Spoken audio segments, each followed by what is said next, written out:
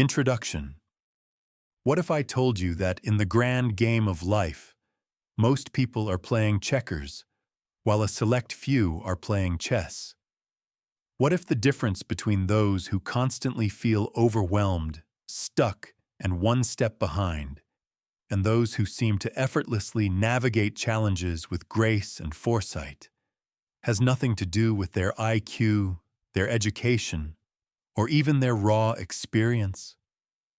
The real difference, the one that separates the masters from the masses, is that some people have trained their minds to see the entire board. They see the patterns, anticipate the consequences, and understand the hidden forces that shape every outcome. They think strategically. The rest are trapped in a cycle of reactive thinking, constantly responding to the last move, putting out fires, and feeling like a pawn in a game they don't understand. Every single day, you make thousands of decisions. From the small, seemingly insignificant choice of what to eat for breakfast, to the monumental decisions that will shape your career, your relationships, and your future. Your brain is a decision-making machine, constantly processing information, weighing options, and choosing a path. But here's the terrifying truth. Most of us are operating this incredible machine with the factory settings. We're using outdated mental software, running on autopilot, falling for the same cognitive traps, and letting our fleeting emotions steer the ship straight into a storm. The result? Poor decisions that compound over time, like a snowball of regret rolling downhill. Missed opportunities that fade into the rearview mirror. A persistent, nagging feeling of being outsmarted by life itself. But what if you could change that? What if you could upgrade your mental operating system?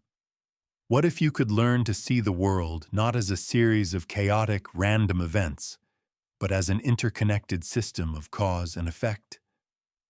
What if you could develop the kind of thinking that allows a grandmaster to see 20 moves ahead, an entrepreneur to spot an opportunity no one else can, or a leader to inspire a team through a crisis with unwavering clarity? That is exactly what we are going to do today. This isn't about memorizing facts or becoming a human calculator. This is about rewiring the very way your brain approaches problems. You are about to learn how to identify and dismantle the mental biases that cloud your judgment, and you will be handed the cognitive tools to outmaneuver almost any situation you will ever face. You will learn to play chess, while the world around you continues to play checkers. By the end of our time together, you will have a fundamentally new relationship with challenges. Instead of seeing a problem and feeling that familiar knot of anxiety in your stomach, you will see a puzzle. You will approach it with curiosity and confidence, knowing you have the framework to break it down, analyze it from every angle, and uncover the optimal path forward. You will become the architect of your own outcomes. If you're ready to stop reacting and start commanding your life, stick with me. And if you find value in what you hear today, don't forget to hit that like button and subscribe for more content that can help you transform your life. Now let's begin. Chapter 1. The 4 Pillars of the Strategic Mind. Imagine 2 architects are tasked with building a skyscraper. The first architect looks at the empty plot of land and immediately starts sketching a beautiful facade. He thinks about the color of the glass, the shape of the lobby, the impressive spire that will touch the clouds. He is focused on what is visible, on the immediate aesthetic. The second architect, however, does something different. Before she draws a single line of the building, she studies geological surveys. She analyzes wind patterns, traffic flows, the city's power grid, and the projected economic growth of the neighborhood over the next 50 years. She isn't just designing a building. She is designing a building within a system. This is the fundamental difference between conventional thinking and strategic thinking. It's not about being smarter. It's about seeing the invisible structures that hold everything together. Strategic intelligence isn't an innate gift bestowed upon a lucky few. It is a skill, a discipline, built upon a foundation of 4 powerful pillars of thought. Once you understand them, you will start to see the world not as a collection of separate objects, but as a dynamic, interconnected whole. The first pillar is systems thinking. This is the ability to see the world as the second architect does. Most people, when faced with a problem, see an isolated event. A car breaks down. A project misses its deadline. A relationship hits a rough patch. They try to fix the immediate, visible symptom. They replace the car part. They work overtime to finish the project. They have a single, heated argument to clear the air. The systems thinker understands that the symptom is rarely the real problem.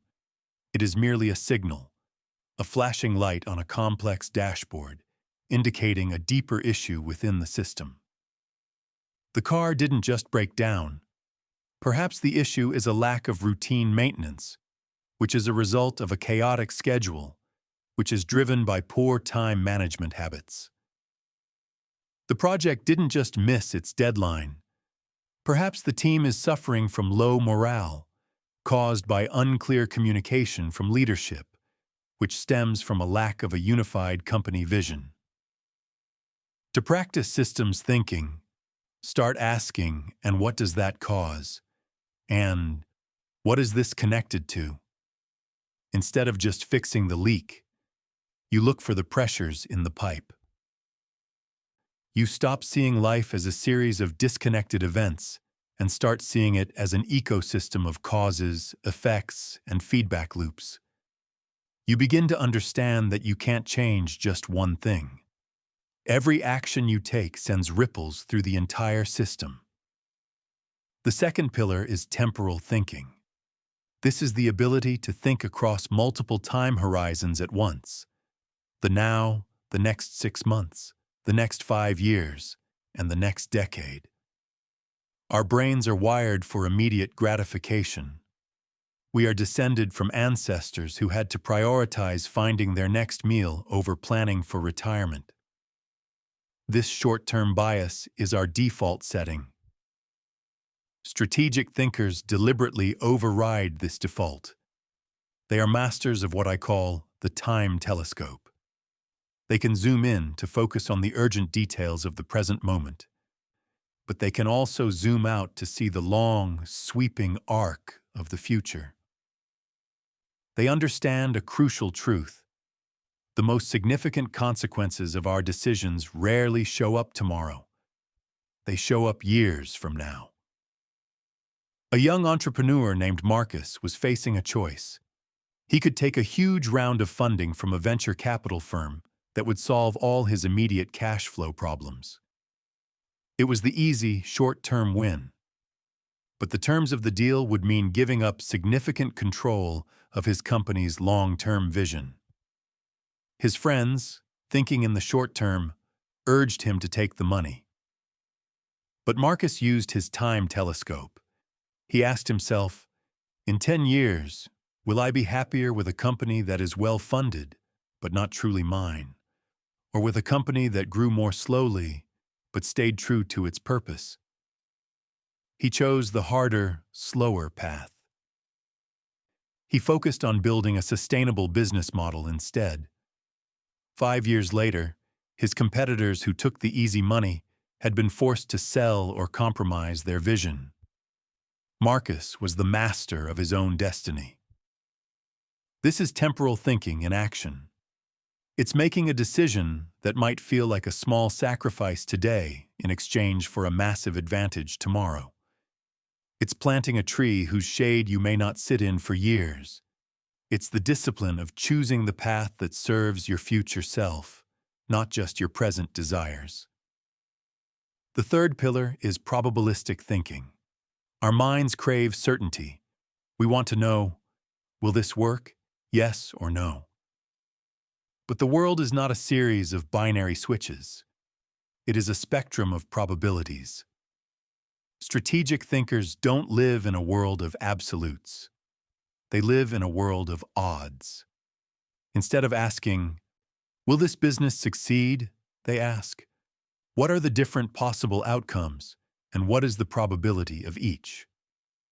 They might assess there's a 20% chance of a spectacular success, a 50% chance of moderate success, and a 30% chance of failure. This framework allows them to make far more sophisticated decisions under uncertainty. They can prepare for multiple scenarios. They can create backup plans. They can make bets where the potential upside, even if it's a long shot, is so massive that it justifies the risk of a more probable, smaller loss. Jeff Bezos didn't know Amazon would succeed, but he calculated that the probability of the internet becoming a dominant force in commerce was extraordinarily high. By starting Amazon, he was buying a lottery ticket on a trend he felt was near certain, even if the success of his specific company was not. You can apply this in your own life. When considering a career change, don't ask, is this the perfect job? Ask, what is the range of likely outcomes? What skills will I build, even if it doesn't work out? What is the probable upside versus the probable downside? This shifts you from a state of fear and a need for certainty into a state of calculated risk-taking and intelligent preparation. Finally, the fourth pillar is leverage thinking. The strategic thinker knows that not all effort is created equal. Some actions produce minimal results, while others create a disproportionately massive impact.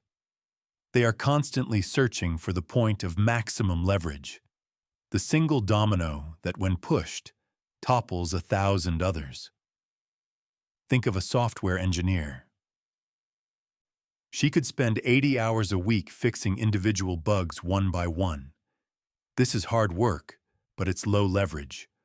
Or she could spend 80 hours building an automated diagnostic tool that finds and flags those same bugs automatically. That one-time investment of effort creates a system that saves thousands of hours down the line. That is leverage. Leverage isn't about working harder. It's about applying your force at the right spot. It's the difference between trying to push a giant boulder by hand and using a long lever to move it with ease. In your life, a high-leverage activity might be learning a new skill that opens up dozens of career doors. It might be building one key relationship that connects you to an entire network. It might be creating one system for managing your finances that frees up mental energy every single day for the rest of your life. These four pillars, systems thinking, temporal thinking, probabilistic thinking, and leverage thinking, are the bedrock of a strategic mind. They are not complex, but they are profound. Start to look at your challenges through these four lenses. See the systems, not just the symptoms. See the decades, not just the days. See the probabilities, not just the absolutes. And see the levers, not just the labor. This is the first and most critical step in learning to play the game of life at a whole new level. Chapter 2. The Architect Within. Your mental operating system. If the four pillars are the foundation of your strategic mind, then what is the structure built upon them? It is your internal awareness, your mental operating system. Most people are completely unaware of their own thought processes. Thoughts simply happen to them. They are passengers in their own minds, carried along by currents of emotion, habit, and impulse. A strategic thinker, however, becomes the architect of their own mind. They develop the ability to step back and observe their own thinking in real time. This is not some esoteric, mystical practice.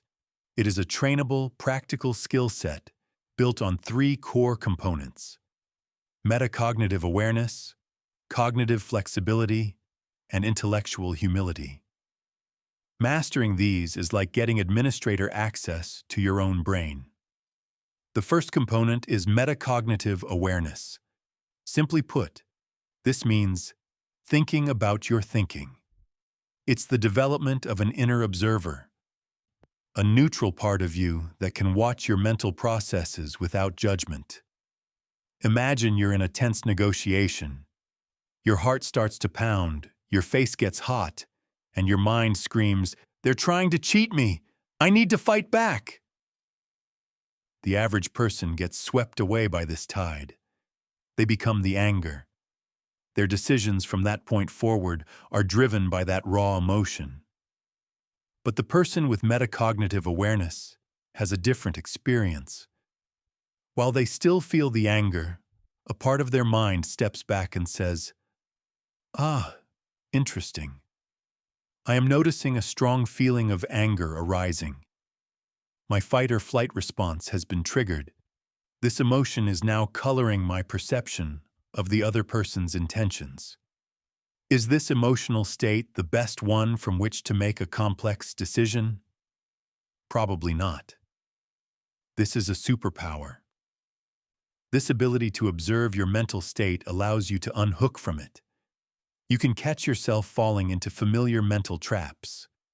You can recognize when your judgment is being clouded by ego or fear. You're no longer a slave to your thoughts and emotions. You are a conscious user of them. You can choose to let an emotion pass without acting on it. You can choose to engage a different, more effective thinking strategy.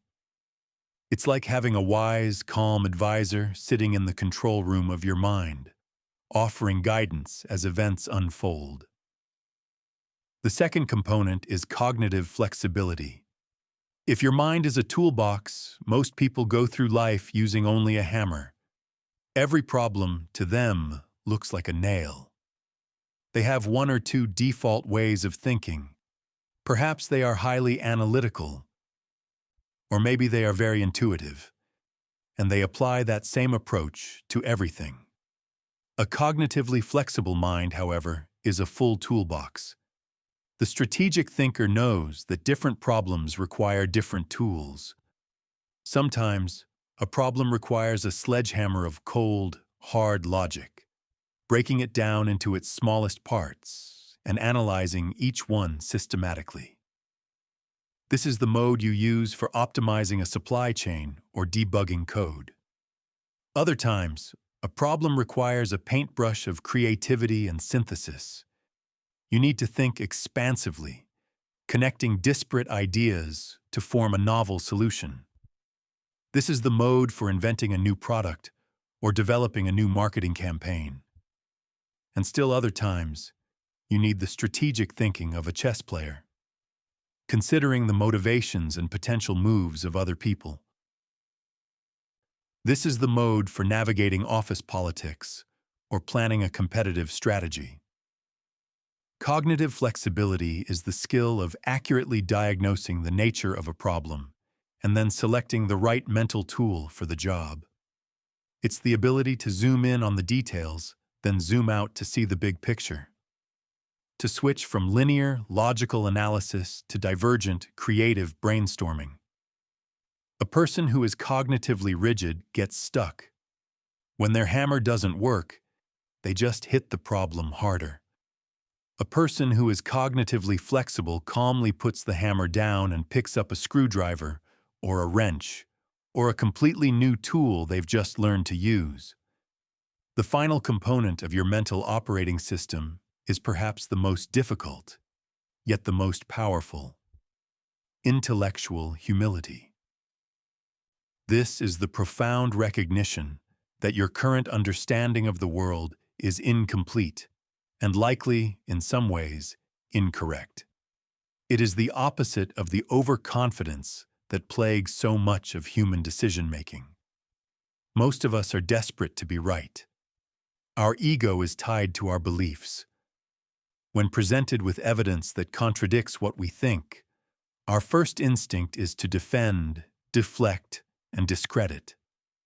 We hunt for confirmation of our existing views and actively ignore information that challenges them. It feels good to be right.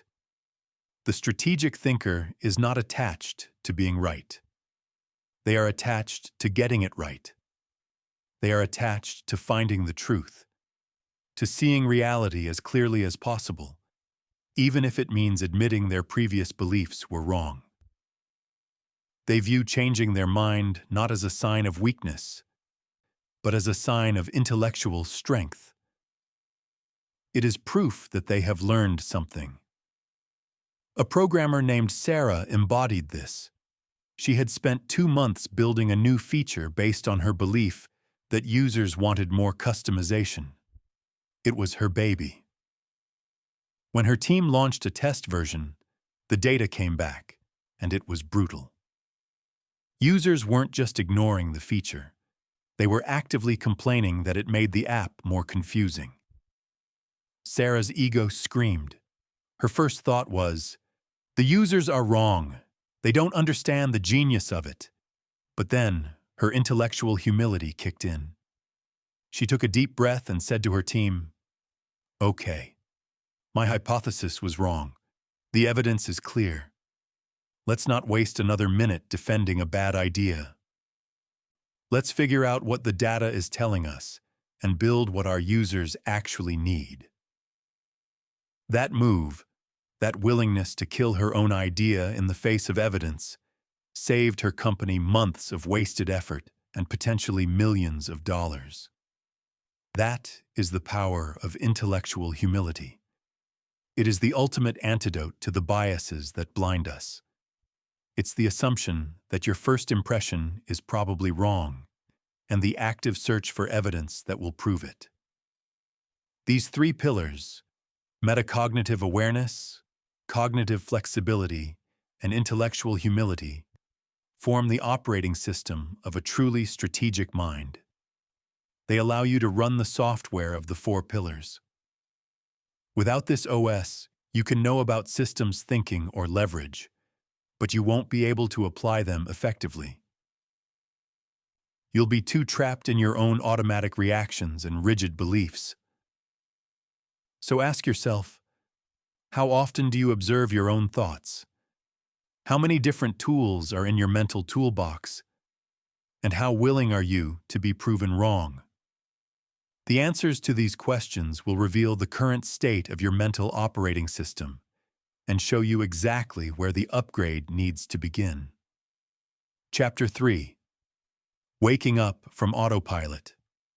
Your brain is magnificently lazy. This isn't an insult. It's a statement of fact about its design. The human brain makes up only about 2% of your body weight, but it devours a staggering 20% of your total energy. To conserve this precious fuel, your brain has become a master of automation. It creates mental shortcuts, habits, and patterns, known as heuristics, that allow you to navigate the world without having to consciously think about every single action. This is a brilliant feature when it comes to routine tasks. You don't want to consciously analyze the physics of walking to the kitchen or the complex motor skills involved in brushing your teeth. You want those processes on autopilot. But here's the danger. The same energy-saving mechanism that makes your daily routines effortless also traps you in autopilot thinking when you face complex, high-stakes challenges that demand your full, conscious attention. This mental autopilot is one of the greatest barriers to strategic thinking, and it manifests in several destructive ways. First is what we can call pattern matching without context. When you encounter a new situation, your brain's first move is to scan its vast memory banks and ask, "Have I seen this before?" It looks for a familiar pattern and tries to apply a solution that worked in the past. This is incredibly efficient when the new situation is truly the same as the old one. But it can be catastrophic when the surface similarities mask deep, fundamental differences. Consider a business leader who built his career succeeding in a stable, predictable market. His go-to strategy was always to centralize control and optimize for efficiency. It had worked for him a dozen times. But then, the market was disrupted by a new technology, becoming volatile and unpredictable. The leader, on autopilot, defaulted to his old pattern. He centralized control even more, trying to force efficiency. But in this new context, what was needed was decentralization, experimentation, and speed. His old, successful pattern, misapplied to a new context, drove his company into the ground. He was matching the pattern without analyzing the new landscape. The second, and perhaps most powerful manifestation, is emotional hijacking. Deep within your brain are ancient structures, like the amygdala, designed for one primary purpose: to keep you alive in the face of physical threats. When you encounter stress, uncertainty, or conflict, these primal systems can hijack your brain. They flood your system with stress hormones like cortisol and adrenaline, which have a devastating effect on your higher cognitive functions. Your working memory shrinks, your ability to think flexibly plummets, and your focus narrows to a pinpoint on the perceived threat. It's like trying to run 20 browser tabs in your brain at once. Everything slows down and crashes. This is why people so often make their worst decisions under the greatest pressure. The high-stakes meeting, the critical negotiation, the personal crisis. These situations trigger the very mental state that is least suited for clear, strategic thought. You are literally dumber when you are stressed. Breaking free requires learning to recognize when this hijacking is happening and deploying techniques to calm the storm and bring your rational mind back online. The third manifestation is cognitive conservatism. Your brain is biased toward the familiar. A new idea, a new approach, a new way of doing things is treated by your brain as a potential risk. It will require energy, attention, and a move into the unknown.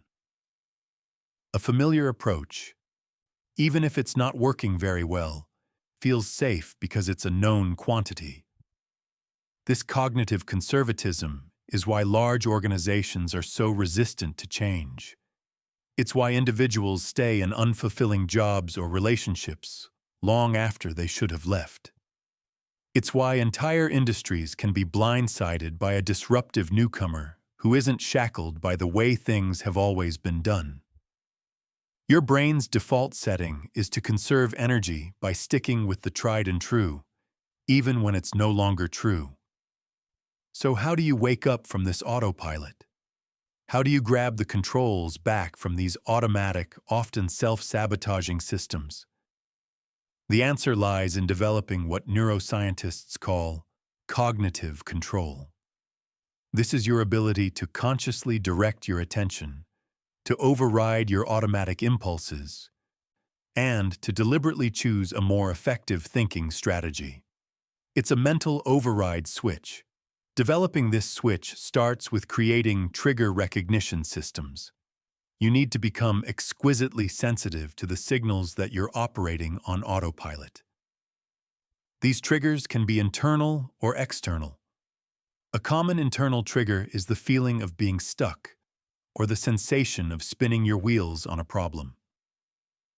Another is a strong emotional reaction: anger, fear, defensiveness. These are klaxons, warning you that your primal brain is taking over. An external trigger might be noticing that you're applying a familiar solution without any fresh analysis, or realizing you're procrastinating on a difficult but important decision.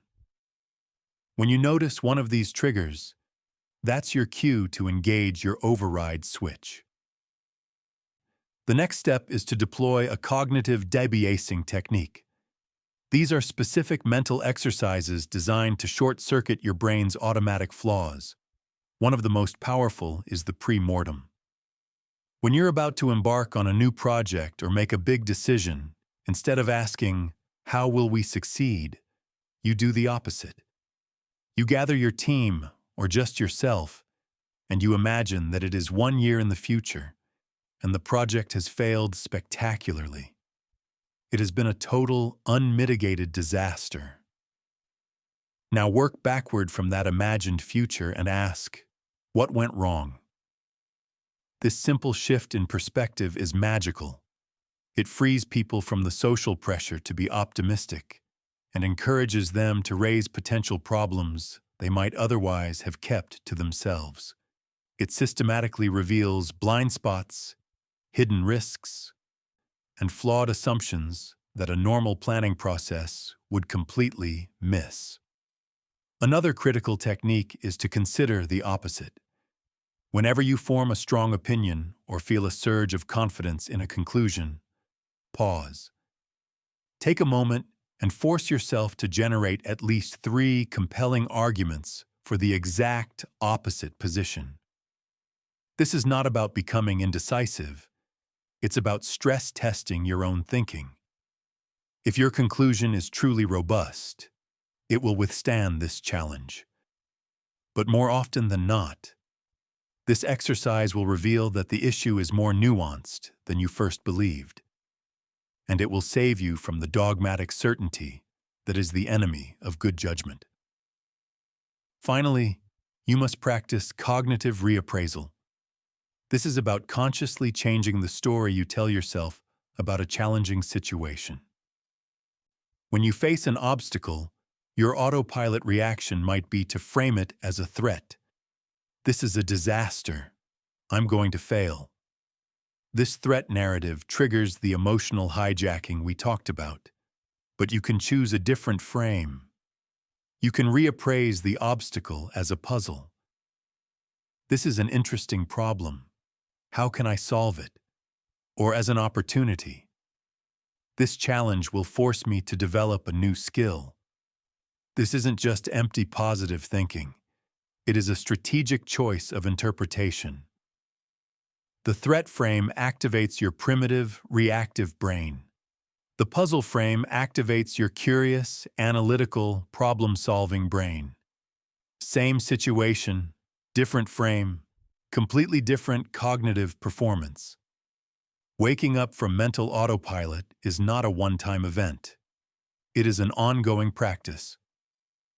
Your brain will always want to slip back into its energy-saving routines. But by building your awareness of the triggers and mastering the tools to override the machine, you can ensure that when it truly matters, you are the one in control, fully awake and thinking with clarity, purpose, and strategic power. Chapter 4. The Mind's Glitches. Defeating your cognitive biases. Imagine you are a judge, tasked with evaluating evidence and delivering an impartial verdict. You believe you are fair, rational, and objective. But what you don't realize is that one of the lawyers has secretly been whispering in the ear of every witness, subtly shaping their testimony. The evidence you're seeing isn't pure. It's been tainted before it ever reached you. This is the reality of your own mind. Your brain is constantly being influenced by a set of predictable, systematic errors in thinking known as cognitive biases. These biases are not signs of low intelligence. They are fundamental features of the human mind. They are the whispers of the lazy lawyer, twisting the evidence of reality to make it easier to process. Understanding these glitches is the first step to counteracting them, and it is absolutely essential for clear, strategic thought. Let's begin with the master of them all, confirmation bias. This is the single most dangerous and pervasive bias. Once you form an initial belief or hypothesis, your brain doesn't act like an impartial scientist seeking the truth. It acts like a loyal lawyer, determined to prove its client your initial belief is right. It automatically starts filtering all new information, giving extra weight to anything that supports your belief, while conveniently ignoring, discrediting, or reinterpreting anything that contradicts it. You see this everywhere. Someone believes a certain political candidate is a genius, so they only consume media that praises them and dismiss any criticism as fake news. Someone is convinced a new diet is a miracle cure, so they seek out success stories and ignore the scientific studies that show it's ineffective. The danger of confirmation bias is that it creates a feedback loop of certainty. The more you look into a topic, the more evidence you find for your position, and the more confident you become that you are right. You don't realize you're living in a mental echo chamber of your own creation. A close cousin to this is the availability heuristic. Your brain judges the likelihood of an event not based on statistical reality, but on how easily you can recall an example of it. Things that are vivid, recent, or emotionally charged feel more common than they actually are. This is why people are often more afraid of flying than of driving. Plane crashes are dramatic, heavily publicized tragedies that create vivid mental images. Car accidents are so common, they are statistically mundane. Yet, your risk of dying in a car is astronomically higher. Your brain is tricked by the availability of the memory. This bias also distorts your self-perception. If you've recently made a mistake at work, that failure is highly available in your mind. You might then catastrophize and believe you're terrible at your job, ignoring the hundreds of successes that are less vivid in your memory. Your sense of reality is warped by the accessibility of your thoughts. Then there is the powerful effect of anchoring. The very first piece of information you receive on a topic acts as a mental anchor, disproportionately influencing all subsequent judgments. In a negotiation, the person who makes the first offer often has a huge advantage, because that initial number, whether high or low, anchors the rest of the conversation. Everyone's thinking is now tethered to that starting point. This happens outside of negotiations, too. The first salary you ever earned can anchor your expectations for years to come. The first diagnosis a doctor considers can anchor their thinking, making them less likely to see evidence that points to a different illness. To be strategic, you must become aware of anchors. When you encounter one, you must consciously ask yourself, is this number or idea based on objective reality, or is it just the first thing I heard? Let me consider this problem from scratch, as if I had never heard that anchor at all.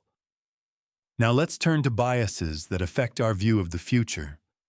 The planning fallacy is the reason why almost every major project, from building a deck in your backyard to launching a government program, goes over budget and over time.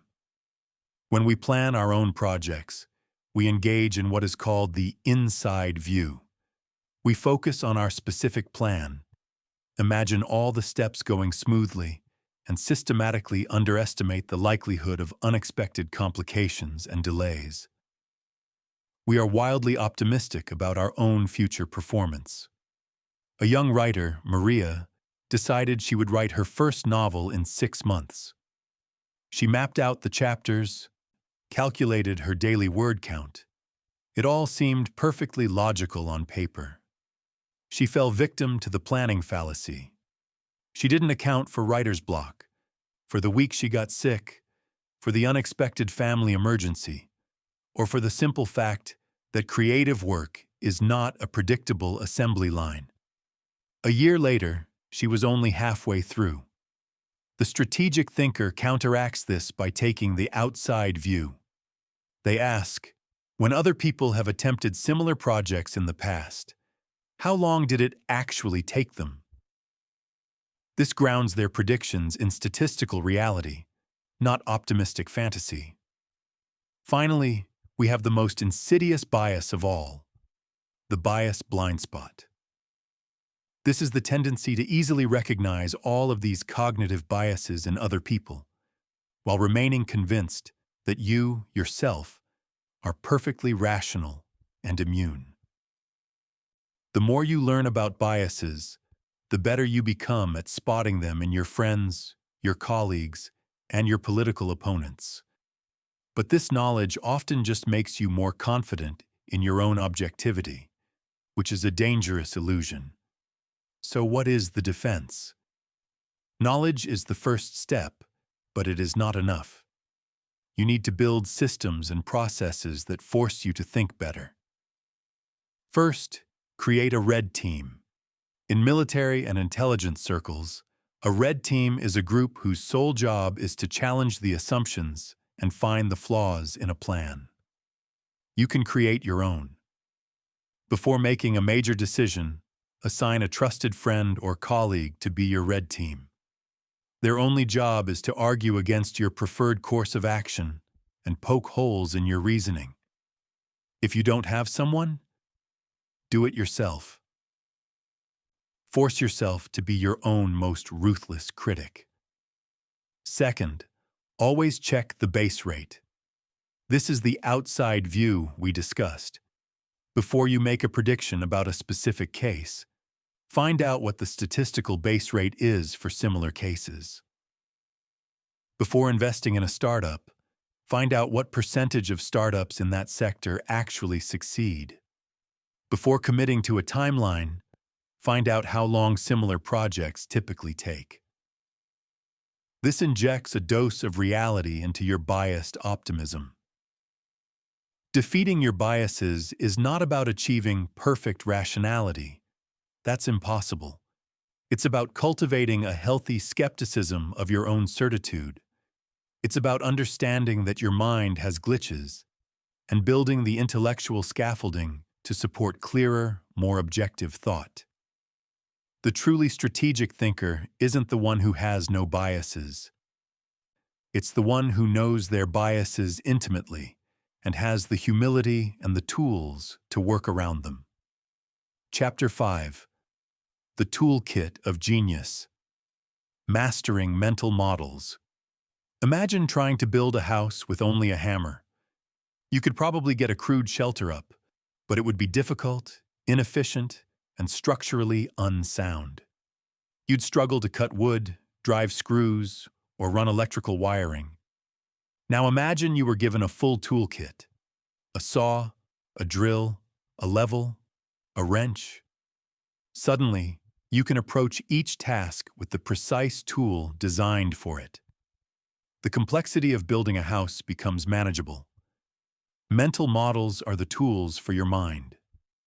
A mental model is simply a representation of how something works. It's a concept, framework, or worldview that you can carry in your head to help you understand the world and solve problems. Most people go through life with a very small mental toolkit, applying the same one or two models to every situation. Strategic thinkers, on the other hand, build a vast and diverse collection of models, a latticework of frameworks they can draw upon to see a problem from multiple dimensions. The true power of mental models is their transferability.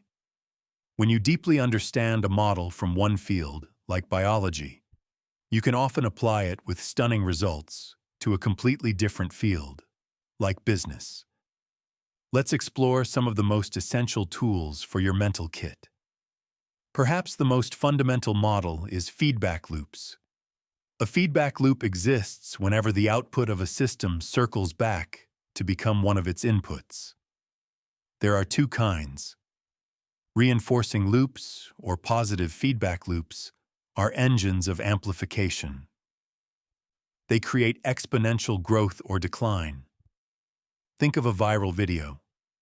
The more people who see it, the more people who share it, which causes even more people to see it. That's a reinforcing loop of growth. But they can also be destructive. A person's lack of confidence leads to poor performance in a meeting, which garners negative feedback, which further erodes their confidence, leading to even worse performance. That's a reinforcing loop of decline. When you see something spiraling up or down, look for the reinforcing loop driving it. The second type is a balancing loop, or negative feedback loop. These are engines of stability. They work to keep a system within a desired range. Your home's thermostat is a perfect example. When the room gets too hot, the thermostat senses it and turns the air conditioning on, which cools the room down. When it gets too cool, it turns the heat on. It's constantly working to counteract changes and maintain equilibrium. When you see a problem that seems to correct itself, or a system that seems stubbornly resistant to change, look for the balancing loop that is maintaining the status quo. Another powerful model from economics is compound interest. Most of us learn about this in the context of money, but its true power lies in its application to all areas of life. Compounding is what happens when small, consistent efforts produce results that then generate their own results, creating an upward curve of exponential growth. Your knowledge compounds. The more you learn, the easier it becomes to learn new things, because you have a larger base of concepts to connect them to. Your skills compound. As you master the fundamentals of a craft, you can build more advanced capabilities on top of that foundation with increasing speed. Your reputation compounds. Every time you deliver on a promise, you build a small amount of trust. Over time, that trust compounds into a powerful reputation that attracts opportunities you would never have gotten otherwise. Understanding this model changes your behavior. You stop looking for quick fixes and start focusing on small daily habits that will compound into massive results over time. You start seeing the immense power in consistency. From the world of investing comes the crucial model of margin of safety. When a structural engineer designs a bridge, they don't design it to hold the exact weight of the expected traffic. They design it to hold 3 or 4 times that weight. That buffer is the margin of safety. It protects the bridge from unexpected stresses, an unusually heavy truck, extreme weather, a flaw in the materials. Strategic thinkers apply this model to everything. They build a margin of safety into their finances by having an emergency fund. They build it into their schedules by not booking themselves back to back, leaving buffer time for unexpected delays. They build it into their projects by setting deadlines that account for potential setbacks. They understand that the world is unpredictable and that fragility comes from optimizing for a perfect, expected outcome. Robustness comes from building in a buffer for the unexpected. When planning anything, ask yourself, where is my margin of safety? If you don't have one, you are one piece of bad luck away from a crisis. From biology and evolution, we get the concept of incentives. The legendary investor Charlie Munger famously said, "Show me the incentive, and I will show you the outcome." This is one of the most reliable models for predicting human behavior. If you want to understand why people or organizations are behaving in a certain way, don't just listen to their stated values or mission statements. Look at the incentive structures. What behavior is actually being rewarded? What is being punished? A company might say it values teamwork, but if it only gives bonuses based on individual performance, you will get a culture of cutthroat competition, not collaboration. People respond to the incentives, not the words. When you are trying to change a system or influence a person, don't just try to persuade them with logic. Think about how you can align their incentives with the outcome you desire. If you can change the incentives, you can often change the behavior without any further argument. Finally, let's take the model of optionality. An option is the right, but not the obligation, to take a certain action. Options are valuable because they give you all of the upside of a potential opportunity while strictly limiting your downside. If things go well, you can exercise the option and reap the rewards. If things go badly, you can simply let the option expire, and your loss is limited to the small cost of acquiring the option. A student who double majors in computer science and art history is building optionality. They are creating future paths for themselves in both technical and creative fields. A company that spends a small amount of money on a pilot project in a new market is buying an option. If the pilot succeeds, they can invest heavily. If it fails, they've only lost the small cost of the experiment. Strategic thinkers are constantly looking for ways to create low-cost options in their lives. They learn diverse skills. They build a broad network. They try many small experiments. They avoid decisions that lock them into a single, irreversible path. They want to be in a position where they can benefit from positive surprises, what Nassim Taleb calls positive black swans. These are just a few of the dozens of powerful mental models available to you. The goal is not to memorize them, but to build a latticework of them in your mind. When you face a new problem, you should be able to run it through multiple models. How would a biologist see this? What would an economist focus on? What does the feedback loop model reveal? The more models you have in your toolkit, the more dimensions of reality you can see, and the more likely you are to find the elegant, non-obvious solution that everyone else missed. Chapter 6. The Art of Deconstruction.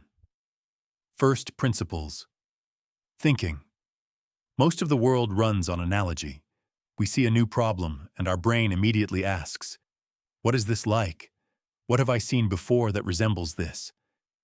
We then take the solution that worked for the analogous situation and try to apply it to the new one. This is how traditions are born, how industries establish best practices, and how we learn from experience. Reasoning by analogy is fast, efficient, and often it works just fine. But it has a fatal flaw. It can never produce true innovation. It can only ever produce variations on what has already been done.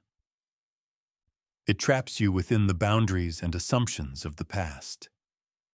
If you want to create something truly new, if you want to solve a problem that has no precedent, you must abandon analogy and embrace a different, more powerful mode of thought. First principles thinking. First principles thinking is the art of deconstruction. It is the process of breaking down a complex problem or a system into its most basic, fundamental truths, the elements that you know are true and cannot be broken down any further. From there, you reason back up from scratch to build a new solution. It's the difference between being a chef who follows a recipe and being a chef who understands the chemistry of how ingredients interact to create flavor. The recipe follower can make a good dish. The chemistry master can invent entirely new cuisines. The most famous modern practitioner of this is Elon Musk. When he decided to build rockets, the entire aerospace industry operated on an analogy. Rockets are expensive. Why? Because they've always been expensive. The cost of a rocket was a given. If you wanted to build one, you looked at the price from existing suppliers and tried to get a small discount. Musk didn't do that. He asked, from first principles, what is a rocket actually made of? He broke it down. It's made of aerospace-grade aluminum alloys, titanium, copper, and carbon fiber. Then he asked, what is the spot market value of those materials? What he discovered was that the cost of the raw materials was only about 2% of the typical price of a rocket. The staggering 98% of the cost was not due to some fundamental law of physics. It was due to the accumulated inefficiencies, assumptions, and non-innovative practices of the industry. The analogy was, rockets are expensive. The first principle truth was, the raw materials for a rocket are relatively cheap. This insight, that the high cost was a human convention, not a physical necessity, opened the door for SpaceX to completely reinvent rocket design and manufacturing, leading to reusable rockets that slashed the cost of getting to space. That is the power of starting from scratch. So how do you apply this revolutionary way of thinking? It involves a three-step process. Step 1 is to identify and question your assumptions. Every problem, every field, every situation comes loaded with a set of invisible rules and beliefs that everyone takes for granted. They seem like facts, but they are often just conventions. Your job is to become a relentless toddler, constantly asking why. Let's say you want to improve your physical fitness. The conventional wisdom, the analogy, might say you need a gym membership, fancy equipment, and a specific 2-hour workout routine. A first principles thinker would question these assumptions. Why do I need a gym? The fundamental principle is that my muscles need to work against resistance to grow. Can I achieve that resistance using just my own body weight? Yes. Why do I need a 2-hour block of time? The principle is that my body needs a certain volume of stress. Can I achieve that with shorter, more intense workouts spread throughout the day? Perhaps. By questioning the assumptions, you break free from the conventional solution and open up a universe of new possibilities that might fit your life far better. Step 2 is to break the problem down into its fundamental components.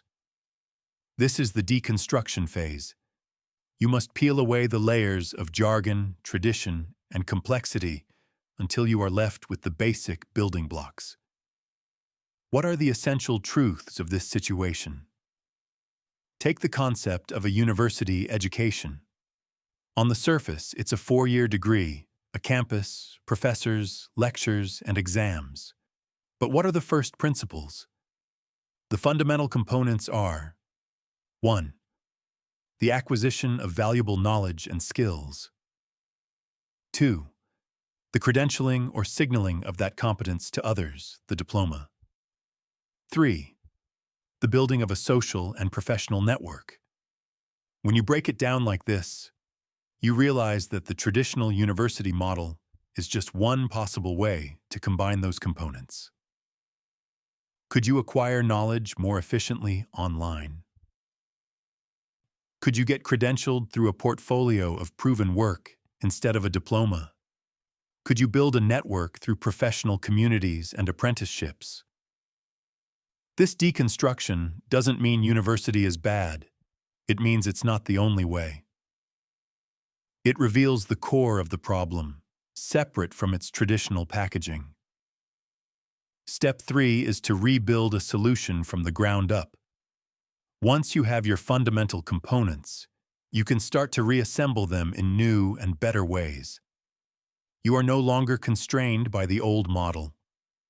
You can be creative, innovative, and design a solution that is optimized for your specific goals. This is where true breakthroughs happen. Netflix applied this to entertainment. The old model was built on the analogy of a physical video store with late fees. Netflix went back to first principles. What do customers really want? They want easy access to a wide variety of entertainment on their own schedule without punitive fees. Their first solution was DVDs by mail. Then, as technology evolved, they rebuilt again with streaming. Then, they rebuilt again by producing their own content. Each step was a reconstruction from the first principles of customer desire, not an iteration on the blockbuster model. First principles thinking is not easy. It is mentally expensive. It requires more effort and intellectual courage than simply following the crowd. You will face resistance, both from others who are comfortable with the status quo and from your own brain, which prefers the easy path of analogy. It's not a tool you need for every decision. You don't need to reinvent your morning coffee routine from first principles. But for the big, important, complex challenges, for the areas where you feel stuck, where conventional wisdom isn't working, or where you want to create something revolutionary, it is the most powerful tool you have. It gives you the ability to see the world with fresh eyes, to escape the dogma of the past, and to become not just a participant in your field, but an architect of its future. Chapter 7. Grace Under Fire. Making decisions when it counts. The quality of your life is ultimately a reflection of the quality of your decisions. Yet, ironically, we tend to make our worst decisions in the moments that matter most. When the pressure is on, when the stakes are high, when the clock is ticking, a fog descends upon our minds. Our carefully constructed strategic thinking abilities seem to evaporate, replaced by a primal, reactive panic.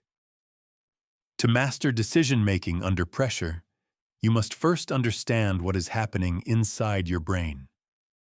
When you perceive a threat, whether it's an angry client, a looming deadline, or a stock market crash, your sympathetic nervous system kicks into high gear. This is the ancient fight-or-flight response. Your body is flooded with cortisol and adrenaline. Your heart rate increases, your breathing becomes shallow, and your attention narrows to a laser focus on the immediate threat. This response is brilliant if you need to outrun a saber-toothed tiger. It is a disaster if you need to navigate a complex negotiation. The very hormones that prepare your body for physical action sabotage your mind for strategic thought. They impair your working memory, making it harder to hold multiple pieces of information in your head. They reduce your cognitive flexibility, locking you into rigid black and white thinking. They make you more susceptible to biases and impulsive actions. You are, in a very real sense, a less intelligent version of yourself. Knowing this, the strategic thinker doesn't just hope for the best. They train for these moments. They build systems and practices that allow them to maintain their cognitive grace, even when their internal alarm bells are screaming.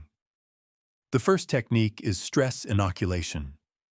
Just as a vaccine exposes your body to a weak version of a virus to build immunity, stress inoculation exposes your mind to controlled doses of pressure to build resilience.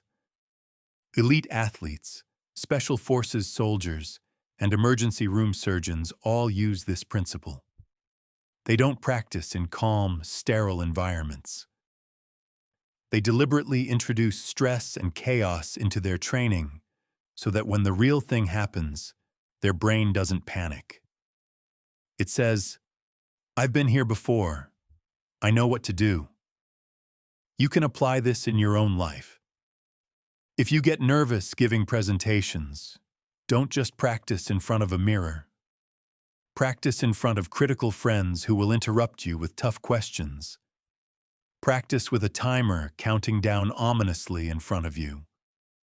By gradually increasing the pressure in a safe environment, you train your nervous system to stay calm and your brain to stay clear when the real stakes are high. The second technique is to use predefined protocols. When you are under pressure, your ability to think creatively about process is gone. You need to offload the cognitive burden of how to think, so you can focus your limited mental energy on the problem itself. A decision-making protocol is a simple, pre-agreed-upon checklist or framework to guide your thinking. A powerful one is the OODA loop, developed by military strategist John Boyd. OODA stands for Observe, Orient, Decide, Act. When chaos erupts, you simply follow the loop. Observe. What is actually happening? Gather the raw data. Orient. What does this data mean in the current context? Analyze it, consider your biases, and form a mental picture of the situation. Decide. Based on your orientation, what is the best course of action? Act. Execute your decision. And then, immediately, the loop begins again. You observe the results of your action and reorient. This simple framework prevents you from either panicking and acting without thinking, or freezing and getting stuck in analysis paralysis. It gives your mind a clear track to run on when it's most likely to derail. Another essential tool for high-pressure moments is the 10-10-10 rule. Pressure forces your thinking into an incredibly short time horizon. All you can focus on is the immediate problem, the immediate relief. This leads to decisions that feel good now, but create huge problems later. To counteract this, for any significant decision you're facing under pressure, ask yourself 3 questions. How will I feel about this decision in 10 minutes? How will I feel about it in 10 months? And how will I feel about it in 10 years? This simple exercise is a forced perspective shift. It yanks your brain out of its short-term panic and forces it to engage with your long-term values and goals. A choice that seems brilliant in the 10-minute time frame often looks foolish or even catastrophic in the 10-year frame. It is a circuit breaker for short-sighted, reactive decision-making. Let's talk about emotional intelligence under pressure. This isn't about being a robot. It's about being smart with your feelings. A powerful technique is called tactical breathing. When you feel that wave of panic rising, you consciously take control of your physiology. Breathe in slowly for a count of 4. Hold your breath for a count of 4. Exhale slowly for a count of 4. And hold the exhale for a count of 4. Repeat this 4 or 5 times. This simple act sends a signal from your body back to your brain that the immediate threat has passed. It short-circuits the stress response, lowers your heart rate, and clears the mental fog, allowing your prefrontal cortex, your rational brain, to come back online. Finally, a crucial skill is recognizing when the best decision is to make no decision at all, yet. Pressure often comes with an artificial sense of urgency. People demand an answer now. The strategic thinker has the courage to pause and ask, is this deadline real or is it a tactic? What is the real cost of waiting an hour or a day to gather more information and think more clearly? Often, simply communicating, "That's an important question. I'm going to give it the thought it deserves and get back to you by 3 p.m. is the most powerful move you can make. It buys you time to let the initial adrenaline fade, to apply your protocols, and to make a decision from a place of clarity rather than panic. This isn't procrastination. It's deliberate, strategic patience. Grace under fire is not an accident. It is a result of preparation. By inoculating yourself against stress, by having trusted protocols in your back pocket, by mastering your emotional and physiological states, and by having the wisdom to know when to pause, you can transform moments of high pressure from a source of terror into an opportunity to demonstrate your greatest strategic strengths. You become the calm at the center of the storm. Chapter 8. Seeing the Future. The Science of Pattern Recognition. The greatest strategic thinkers often seem to possess a kind of clairvoyance.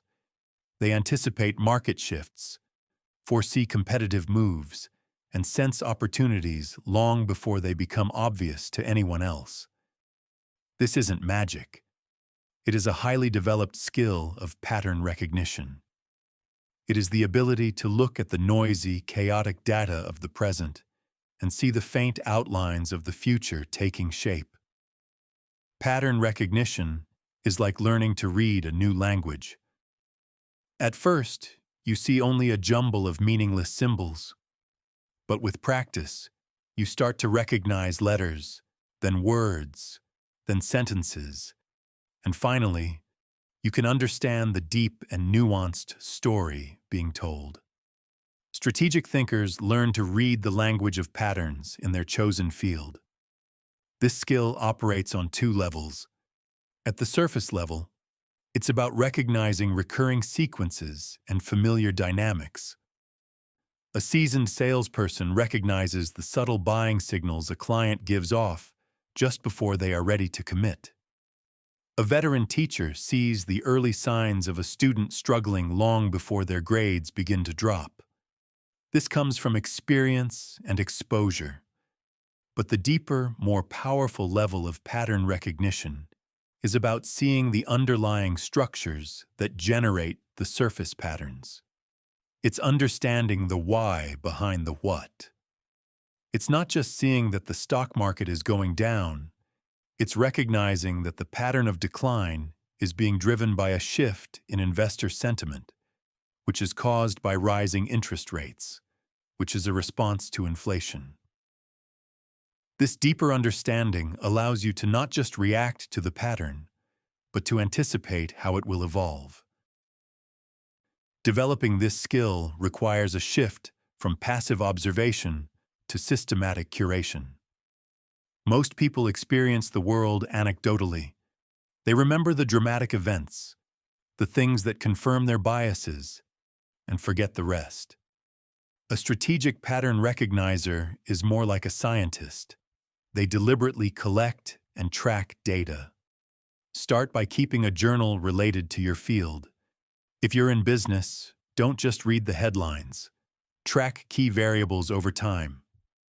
Consumer trends, technological advancements, competitor press releases.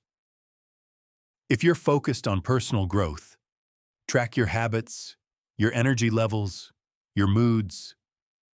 The act of writing it down forces you to pay closer attention and moves information from your unreliable short-term memory into a permanent record.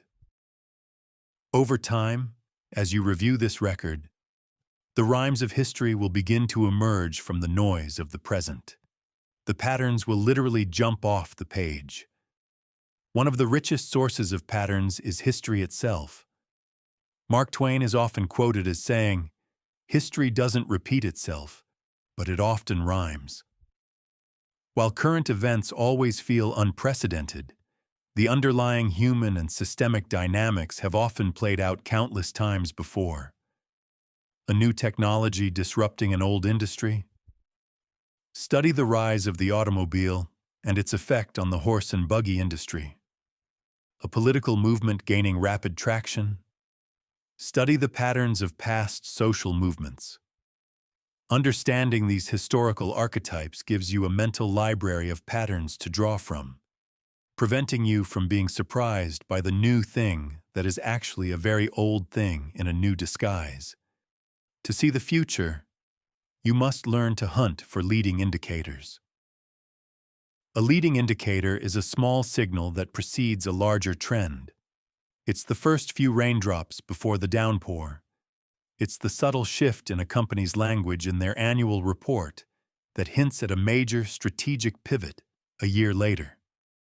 Most people are focused on lagging indicators, the results that are already in. The quarterly earnings report is a lagging indicator. It tells you what has already happened. A leading indicator might be a sudden increase in negative online reviews or a drop in website traffic. It's a whisper of the future. The challenge is distinguishing the true leading indicators from random noise. This requires calibration. You must form a hypothesis. I believe X is a leading indicator for Y, and then track it over time to see if you are right. As you refine your understanding of which signals are truly predictive, your ability to anticipate will grow exponentially. A powerful technique to sharpen your pattern recognition is scenario planning. Instead of trying to predict one single future, you imagine several different plausible futures. For example, you might create 3 scenarios for your industry in the next 5 years. One of continued growth, one of sudden disruption, and one of slow stagnation. For each scenario, you then do 2 things. First, you think through, if this future were to happen, what would our best strategy be? This prepares you to be flexible. Second, and more importantly for pattern recognition, you ask, what would be the earliest warning signs that this particular scenario is starting to come true? By thinking this through in advance, you are essentially creating a personalized list of leading indicators to watch for. You are priming your brain to notice the subtle signals that others will miss, because you already know what you're looking for. It turns you from a passive observer into an active hunter for the future. Finally, the most sophisticated pattern recognizers practice cross-domain thinking. They understand that the same fundamental patterns show up in wildly different fields. The pattern of network effects, where a service becomes more valuable as more people use it, describes the growth of a social media platform, but it also describes the spread of a language and the functioning of a neural network in the brain. The pattern of boom and bust cycles is found in financial markets, but also in predator-prey populations in an ecosystem. By studying these universal patterns, you can develop what I call meta-pattern recognition. You can look at a brand new situation in your field, one you've never seen before, and say, this looks like a network effects problem, or this has the structure of a boom and bust cycle. This allows you to transfer insights from a well-understood domain into a new and uncertain one, giving you a massive strategic advantage. Seeing the future is a skill. It is the patient, deliberate practice of curating information, studying history, identifying leading indicators, planning for multiple scenarios, and learning the universal language of patterns. It is the discipline of looking past the distracting noise of the day-to-day to hear the deep, rhythmic hum of the systems that shape our world. Chapter 9. The Power of the Question. Advanced problem-solving complex problems are like mountains shrouded in fog. From a distance, they appear as a single, massive, insurmountable obstacle. The sheer scale of the challenge can be paralyzing. Our instinct is to either give up before we start, or to just start running wildly at the base, hoping to find a path. The strategic thinker knows this is foolish. They know that the fog is an illusion, and that the mountain is not one single thing. It is a collection of smaller rocks, slopes, and paths. The key to conquering the mountain is to first deconstruct it. Advanced problem-solving is not about having the answers. It is about having the right questions. It is a systematic process of decomposition, of breaking down a seemingly impossible challenge into a series of smaller, manageable, and solvable components. The first and most fundamental technique is root cause analysis. Most of the problems we deal with on a daily basis are not the real problems. They are symptoms. Your car won't start. You're feeling tired all the time. A project is behind schedule. These are symptoms. If you only treat the symptom by getting a jump start, drinking more coffee, or forcing the team to work a weekend, you might get temporary relief, but the underlying problem will return, often in a worse form. To find the root cause, you can use the simple but profound technique of the 5 whys. When faced with a problem, you ask why 5 times, or as many times as it takes, to drill down past the surface level symptoms. Let's take the project that's behind schedule. 1. Why is the project behind schedule? Because a key feature is taking longer than expected to build. 2. Why is it taking longer? Because the engineers had to redo their work multiple times. 3. Why did they have to redo their work? Because the requirements they were given were unclear and kept changing. 4. Why were the requirements unclear? Because the project manager and the client didn't spend enough time at the beginning to fully align on the goals. 5. Why didn't they align on the goals? Because our company process rushes the planning phase to get to the real work of building faster. Boom! In 5 questions, we went from the project is late, a symptom, to our process undervalues planning, a root cause. Now you can see that the solution isn't to yell at the engineers. The solution is to fix the process. The 5 whys is a scalpel that cuts through the surface to reveal the true source of the disease. Another powerful deconstruction method is constraint-based decomposition. Every problem is defined by a set of constraints, limitations on time, money, resources, knowledge, or physics. Often these constraints get tangled together, making the problem seem like a hopeless knot. The strategic move is to untangle them. List every single constraint you are facing. Then, categorize them. Is this a hard constraint, like the laws of physics, that you absolutely cannot change? Or is it a soft constraint, like a budget or a deadline, that might be negotiable? Or most importantly, is it a self-imposed constraint, an assumption you've made that isn't actually true? For example, a young entrepreneur named Chloe was struggling to launch her business because she believed she needed $100,000 in startup capital. She saw this as a hard constraint, but after some deep thought, she asked, "Is that true? Or is there a way to launch a smaller, leaner version of my idea for just $5,000? She realized the $100,000 figure was a self-imposed constraint based on what she'd read in blogs. By challenging it, she found a new path forward. Once you've identified your primary, real constraint, the single biggest bottleneck, you can focus all your energy on solving for that one thing, knowing it will unlock the most progress. For problems involving people, use stakeholder decomposition. Complex projects often fail not for technical reasons, but for human ones.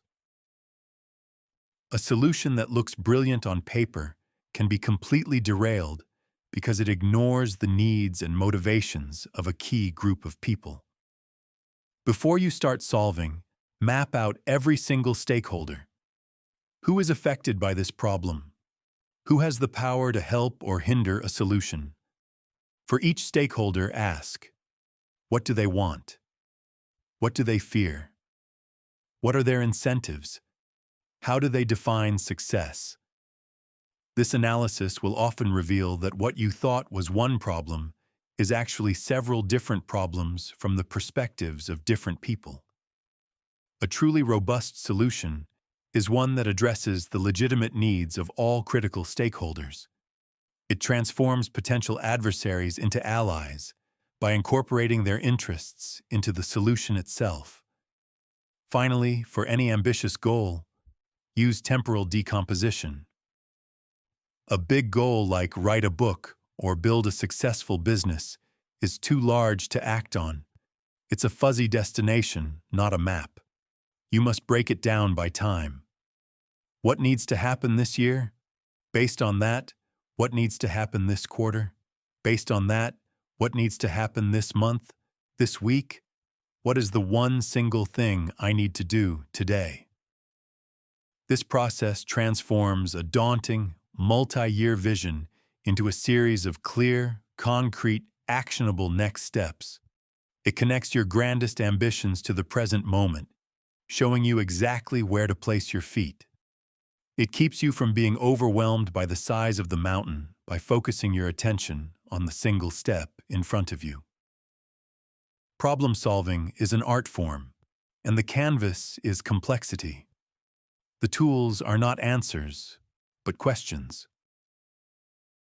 By learning to deconstruct challenges using root cause analysis, by identifying and challenging constraints, by understanding the human landscape of stakeholders, and by breaking down your vision across time, you can transform any foggy, intimidating mountain into a clear and conquerable path. You stop being a victim of your problems and become the architect of their solutions. Chapter 10. Winning Hearts and Minds. Strategic Influence and Communication. You can have the most brilliant strategy in the world, the most innovative solution to a problem, but if you cannot communicate it in a way that moves people to action, it is worthless. It remains a private thought, an unrealized potential. True strategic impact is not just about the quality of your thinking. It is about your ability to translate that thinking into shared understanding and collective action. This is the domain of strategic influence and communication. And let me be clear, this is not about manipulation or slick sales tactics. Manipulation is about coercing people to do something that is not in their best interest. Strategic influence is about understanding human psychology so deeply that you can frame your ideas in a way that genuinely resonates with others and aligns with their own values and motivations. It is the art of building bridges from your mind to theirs. The foundation of all influence is understanding a fundamental truth. People are not rational decision-making machines. We are driven by a complex cocktail of emotions, social pressures, ingrained biases, and, sometimes, logic. A purely logical argument, no matter how sound, will often fail if it doesn't also connect on an emotional and psychological level. One of the most powerful psychological principles is reciprocity. Humans are wired with a deep-seated need to repay debts. When someone does something for us, we feel a psychological obligation to do something for them in return. The strategic influencer understands this and leads with generosity. They are constantly looking for ways to provide genuine value to others before they ever ask for anything. This could be by sharing useful information, making a helpful introduction, or simply offering a listening ear and thoughtful advice. They build up a bank of goodwill. Then, when they do need support for an initiative, their request isn't seen as a demand, but as an opportunity for the other person to complete the cycle of reciprocity. It feels natural and right. Another powerful force is social proof. When people are uncertain, they don't look for data. They look to each other. They ask, "What is everyone else doing?" We are herd animals, and we feel safest when we are moving with the herd. To influence a group, it is often more effective to showcase that other, similar people have already adopted your idea than it is to argue the merits of the idea itself. Instead of telling your team, "We should adopt this new software because it's 15% more efficient," you might say, "Our top competitor and the two fastest-growing startups in our space all switched to this software last quarter and are seeing incredible results." This reframes the decision. It's no longer about being the risky first adopter. It's about the risk of being left behind. It leverages the natural human desire to conform and to follow the lead of those we see as successful. No principle is more critical to communication than the art of framing. The way you present information often matters more than the information itself. The same statistic can be framed to cause fear or inspire hope. For example, you could tell a patient, "This surgery has a 10% chance of failure." Or you could say, "This surgery has a 90% chance of success." The data is identical, but the emotional and psychological impact is completely different. Strategic communicators are masters of the frame. They know that people are generally more motivated to avoid a loss than to achieve a gain. So, when advocating for a change, instead of only highlighting the potential benefits of the new way, they will also gently but clearly articulate the costs and risks of sticking with the status quo. They frame inaction not as a safe choice, but as a guaranteed loss. But logic and psychology are not enough. To truly connect, you must harness the most ancient and powerful form of human communication: storytelling. Our brains are not built to remember bullet points and data charts. They are built to remember stories. A story wraps a lesson in emotion, making it memorable and relatable. When you want to convey a strategy, don't just present the plan. Tell the story. Frame the current situation as the challenge in a hero's journey. Paint a vivid picture of the promised land, the future state you are trying to create. And position your strategy as the magical tool or wise guide that will help the hero, your audience, overcome the obstacles and reach the goal. A manager trying to convince her team to adopt a difficult new process didn't just show them a flowchart. She told them a story about a client she had spoken to, a real person with a name and a family, who was struggling because of the flaws in their current process. She made the problem human. Then she painted a picture of how that same client's life would be better, how their business would thrive once they implemented the new system.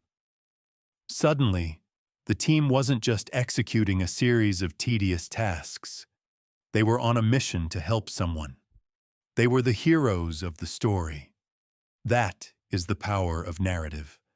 Finally, strategic communication shines brightest in the difficult, high-stakes arena of negotiation.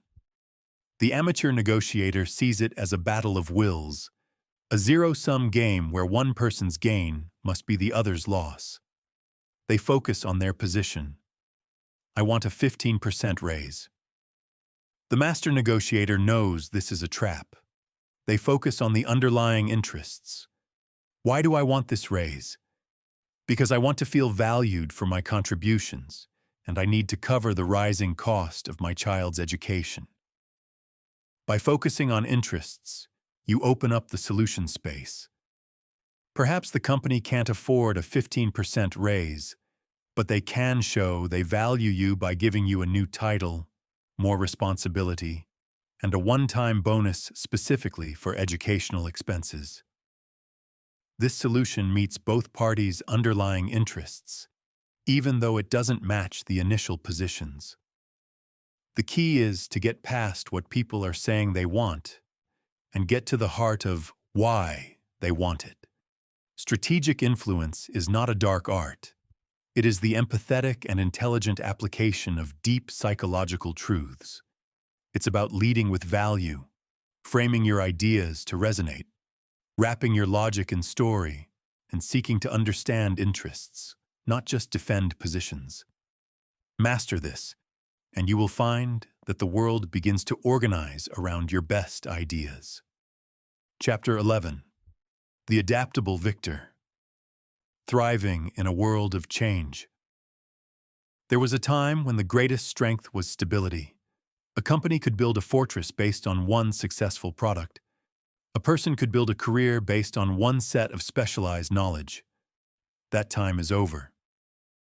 In the 21st century, the world is defined by accelerating change, constant disruption, and radical uncertainty. In this new landscape, stability has become fragility. The fortress has become a prison. The most dangerous thing you can have is a rigid, fixed intelligence. The ultimate strategic skill for the modern world is not mastery of any single domain, but the mastery of adaptation itself. It is the development of an adaptable intelligence, the ability to learn, unlearn, and relearn at the speed of change. The adaptable victor is not the strongest or the most intelligent in the traditional sense, but the one most responsive to change. The foundation of adaptability is the trait we discussed earlier: intellectual humility. It is the core belief that your current map of the world is not the territory. It is a snapshot, a best guess, and it will need to be updated. Most people cling to their beliefs like a life raft. When the world changes, they just grip the raft tighter, even as it takes on water. The adaptable thinker holds their beliefs lightly. They are constantly scanning the horizon for new information that will allow them to build a better, more accurate map. This leads to the practice of active belief updating. This isn't just being open-minded. It is a disciplined, proactive process. Set a regular time, perhaps once a quarter, to conduct a belief audit. Write down your most important assumptions about your career, your industry, and your life. For each belief, ask yourself 3 questions. 1. What evidence did I originally base this belief on? 2. What new evidence have I seen recently that either supports or contradicts it? 3. What would it take for me to change my mind? What specific evidence would I need to see? This process forces you to treat your beliefs not as sacred identities, but as scientific hypotheses to be tested. It also requires you to actively seek out dissenting opinions. Make it a point to read authors you disagree with, to have respectful conversations with people who hold different worldviews. Your goal is not to be convinced by them, but to understand their reasoning. This stress tests your own beliefs and vaccinates you against the blind spots of your own echo chamber. Adaptability also requires mental model diversification. Just as a wise investor diversifies their financial portfolio, a wise thinker diversifies their mental portfolio. If you only see the world through the lens of an economist, you will be blindsided by problems that are better explained by psychology or biology. Actively learn the big, foundational models from different disciplines. Read a book on systems thinking. Watch a documentary on evolutionary biology. Take an online course in behavioral psychology. Each new model you learn gives you a new lens through which to see the world, revealing different facets of reality. When you face a complex problem, you can then cycle through your lenses. How would an engineer approach this? A sociologist? An artist? This multi-perspective analysis will almost always yield a more robust and creative solution than a single model approach. In a rapidly changing world, your ability to execute a fixed 5-year plan is less important than your learning velocity. It's not just about what you know, it's about how fast you can learn what you need to know. You must become a master of rapid learning. This means focusing on learning meta skills, skills that help you learn other skills faster. Learning how to learn, critical thinking, rapid reading, and effective note-taking are high-leverage investments of your time because they accelerate all future learning. It also means embracing an experimental mindset. Treat your strategies and plans not as sacred texts to be followed, but as hypotheses to be tested. Instead of launching a huge, expensive, multi-year project, can you design a small, fast, cheap experiment to test your core assumption? A software company doesn't just build a new app. They build a simple landing page describing the app and see if anyone signs up. This experimental approach provides rapid feedback from reality, allowing you to course correct quickly and cheaply, iterating your way toward success rather than betting everything on one big, static plan. Finally, the adaptable victor designs their life and their strategies to be anti-fragile. This is a concept from the writer Nassim Taleb. Some things are fragile. They break under stress. Some things are resilient. They endure stress and return to their original state. But some things are anti-fragile. They actually get stronger from stress, volatility, and disorder. The human immune system is anti-fragile. Exposure to germs makes it stronger. Your muscles are anti-fragile. Lifting weights creates micro-tears that heal back stronger. How can you design your career to be anti-fragile? Instead of relying on one single employer for your income, fragile, you might develop multiple streams of income through side projects or freelancing, anti-fragile. A shock to your main job is now a stressor that forces you to rely on and grow your other streams. Instead of having one fixed, narrow skill set, fragile, you develop a T-shaped skill set. Deep expertise in one area, with broad knowledge across many others, anti-fragile. When your core expertise is disrupted, you can pivot using your broad knowledge base. You build in redundancy, you create options, and you embrace small stressors as opportunities for growth.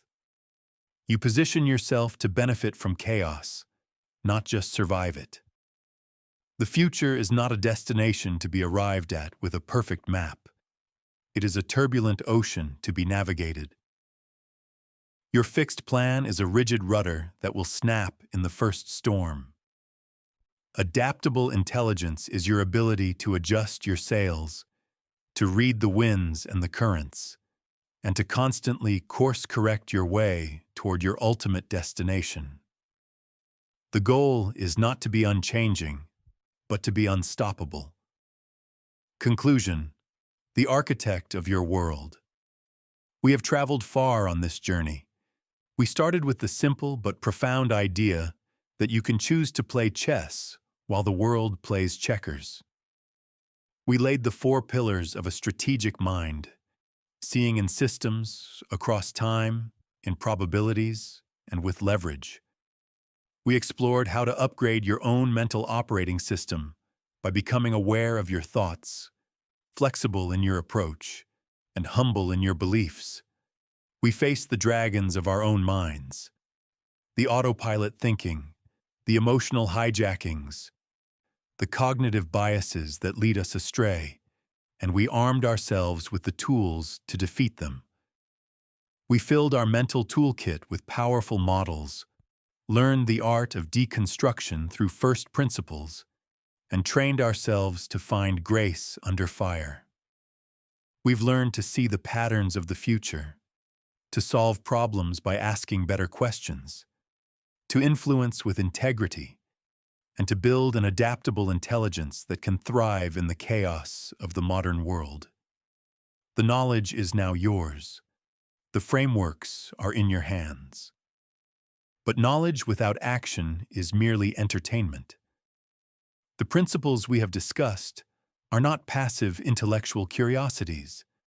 They are active, living tools.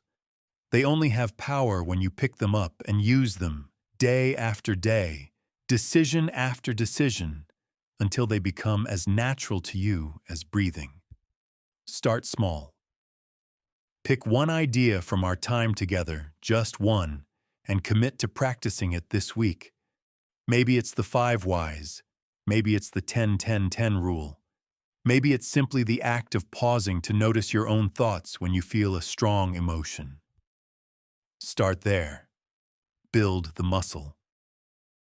One small, consistent change, compounded over time, will revolutionize the way you think and, consequently, the life you live. You are not a passive observer of your life. You are its primary architect. The quality of your thinking determines the quality of your blueprints, and the quality of your blueprints determines the magnificent or mediocre structure you will build.